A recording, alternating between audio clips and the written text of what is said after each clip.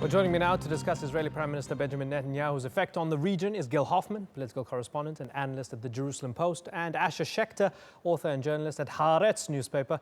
Gil, Asher, thank you for joining us. Let me start with you, Gil. Is your Prime Minister a warmonger or a peacemaker? Right now in this region, Netanyahu doesn't have much of a choice but to focus on security. At a time when ISIS is raging, at a time when Iran is pursuing nuclear weapons, no one believes that there's a chance to move forward with the peace process. Not Barack Obama, who in May said that you can't move the peace process forward, not the leaders of the Israeli peace camp. I believe, however, that if there was the right kind of circumstances, so with a different Palestinian leadership that was willing to make the sacrifices necessary to help its own people, and an administration in Washington that wasn't tripping over its own feet, Netanyahu would be making concessions and the peace process would be moving forward. Asher Schechter, you wrote the article in Haaretz, Bibi Nation. Everyone can stop fighting over Israel's soul. Netanyahu has won. Israel is now Bibi Nation, wholly synonymous with Netanyahu. Bibi is Israel, Israel is Bibi. Tell us what you mean by that, Asher. Well, what I mean is that ever since the early 90s, there has been two competing approaches to Israel's security problems and its problems in general. One was, let's call it the proactive approach, which is most closely associated with Yitzhak Rabin, which is trying to actually change the status quo, and we can debate over whether it was successful or not, but trying to be proactive and trying to do something. And there's the Netanyahu approach, which is maintaining status quo by any means possible, basically digging a trench and trying to hold a position. And this is the Netanyahu approach, just trying to protect the status quo and hold on until something happens. I'm unclear as to what.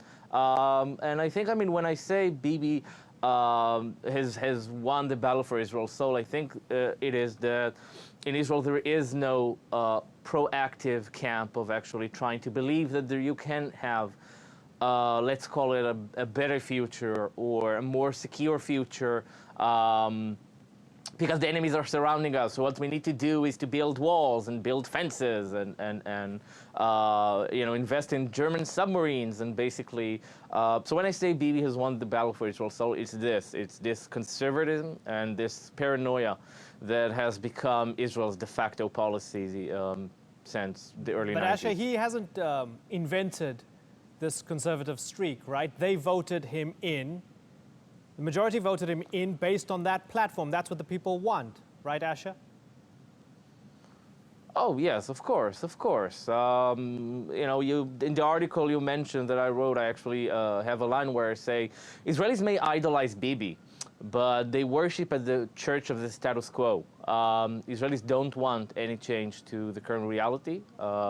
From the outside, it may look to people unsafe or unstable or untenable, but Israelis actually have a pretty comfortable life and they don't want anything to change, and they don't want anything, any proactive approach risks the instability. We saw that. You mentioned voters voted Netanyahu in '96 after the Rabin murder due to a wave of bus bombings that were associated with the Oslo process. Israelis are fearful of proactive approaches, especially since the Second Intifada. Netanyahu didn't invent anything, by the way. Netanyahu, it's important to mention, is not an ideologue. He has never been an ideologue. Netanyahu is an opportunistic politician who will say anything and will always side with popular opinion. He has shaped popular opinion in many ways, but he is always dragged behind forces, and not actually initiated anything. Okay, Gil Hoffman, do you worship at the church of the status quo? Absolutely not, no. The majority of Israelis want there to be two states for two peoples. Every poll says it. We just want to have the kinds of circumstances that could create a Palestinian state that wouldn't be an ISIS kind of state.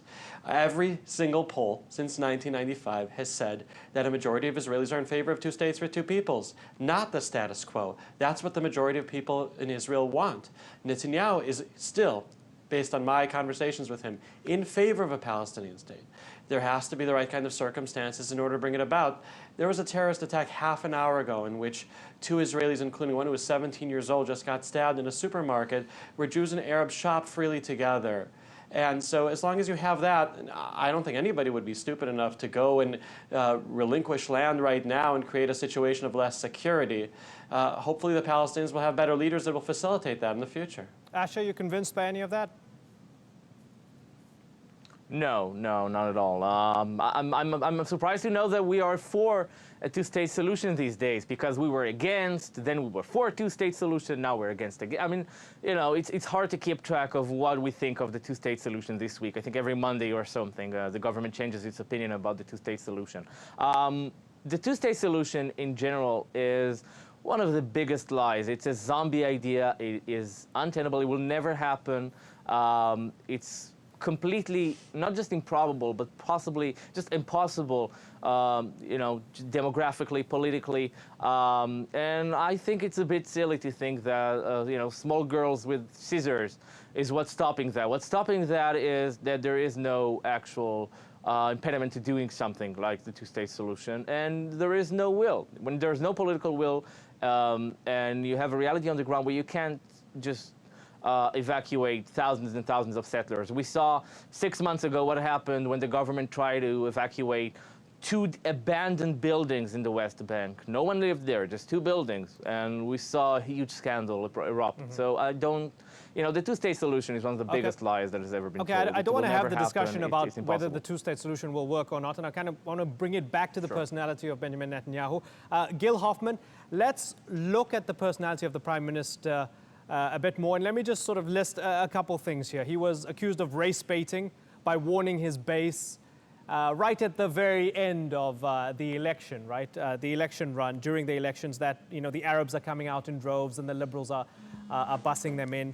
He's claimed that the Palestinian Mufti al-Husseini of Jerusalem actually gave the idea to Hitler of exterminating the Jews, and very recently he championed the building of the fence to keep out, quote, wild beasts. Is any of that, in your mind, Gil, regrettable in what the Prime Minister has said over the past year? There's no doubt the Prime Minister of Israel has made many mistakes. And the first 2 that you said were things that can be called mistakes. The third one, the wild beasts, he was talking about ISIS. And I don't think anyone's going to disagree with the fact that people who chop heads off people, go around and rape and pillage, need to be kept out of our country. I'm sure that they don't want that in the countries that are watching this as well. Netanyahu has a very different image in Israel than he has in the rest of the world. He has an image around the world as being a tough guy, as being very right-wing. In Israel, he has an image of being someone who zigzags politically. On that, that was the one thing that Asher said that I agree with. That he's not an ideologue, he's not consistent, he is a populist, he'll go with what the people want, he takes a lot of polls, and that is why I do believe that there can be a peace process again in the future in which Netanyahu will make concessions, when there'll be an environment that will facilitate that. When you have rockets being fired at Tel Aviv, it's just not going to happen. The reason why there's no peace process right now is because Israel has been under attack, not because of Netanyahu and what his personality is. Asher? Well, rockets on Tel Aviv. I haven't seen any rockets on Tel Aviv in the past 2 years or so. Since the summer of 2014, there was no rocket over Tel Aviv. I don't know. I mean, you know, okay, so to me, the whole fence thing is good for a laugh, but it's not really serious in terms of as far as ideas go. It is Netanyahu's version, as far as I'm concerned, of Donald Trump's big wall. We're going to build a big wall, and we'll make the Palestinians pay for it. I mean, it sounds silly. It is silly. There's no ISIS on the fences, and, you know, I mean, it's a very silly idea, but it is very reflective, I think, of this sort of paranoia and isolationism that Netanyahu has perpetuated, I think. And that's the main legacy of Netanyahu, paranoia and isolationism. And you can see that in the political discussion, the political discourse in Israel, where you have the so-called left, when you have Labor or Zionist Union leader Isaac Herzog advocating also saying, and I'm quoting verbatim here, we will build a big wall. I mean, you know, when these are the ideas that exist, this is the mainstream, and not just Netanyahu, but also the opposition. Then, like I said, Bibi won, Bibism is won, Israel is Bibi nation, because even the opposition is echoing Bibi. Mm-hmm. Gil Hoffman, my final question to you. When I was in the United States, many fairly hardcore Republicans, granted this was during the Iran deal debate, many hardcore Republicans told me off the record that they would prefer, almost jokingly, if Benjamin Netanyahu was the president of the United States and not Barack Obama. Why do you think they have that sentiment, Gil? Because Netanyahu is a man of destiny. He believes that he is Prime Minister of Israel in order to protect Israel and the free world from a maniacal regime of Ayatollahs acquiring a nuclear weapon that they intend to use against not only Israel, but against Europe and against America. And so he believes that he has been put in this place in order to save the world. That's a messianic complex, and people can call it crazy, or people can look and see, yes, ISIS attacked Israel from Egypt. ISIS controls part of the border between Israel and Syria. ISIS is threatening and could very easily overthrow the regime in Jordan. And that's why you have a majority in Israel in favor of protecting itself with defensive measures like building fences. And I think that's something that your viewers can understand. As for Netanyahu becoming president of the United States, he himself, no doubt, would want that. There was a taped conversation between Sarah Netanyahu, his wife, and the wife of another politician in Israel, in which she said that had Netanyahu been born in America, he would have been president of the United States by now. And there are Republicans, as you said, who would like to see that happen. Okay, final question to Asher, man of destiny, messianic, almost Churchillian. Benjamin Netanyahu, is that the man who's the Prime Minister of Israel, Asher? Look, I don't want to presume to know what Netanyahu is thinking, or I don't know if I would call him a man of destiny. I don't know if Sheldon Adelson is the person to make destinies.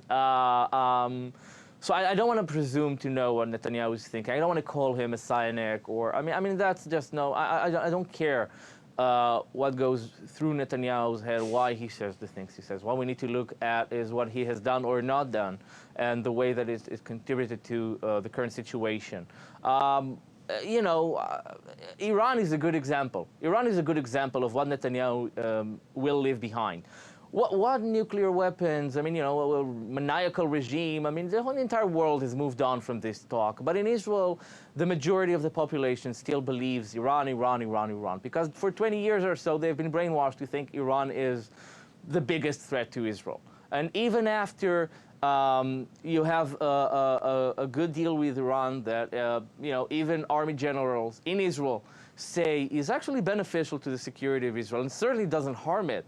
We still hear this slogans about Iran, nuclear weapons. It's all just excuses to dig in, to stay in the trenches, and to basically to build big walls to separate us. And, you know, essentially, Netanyahu's legacy is making Israel a shtetl with German submarines. Okay.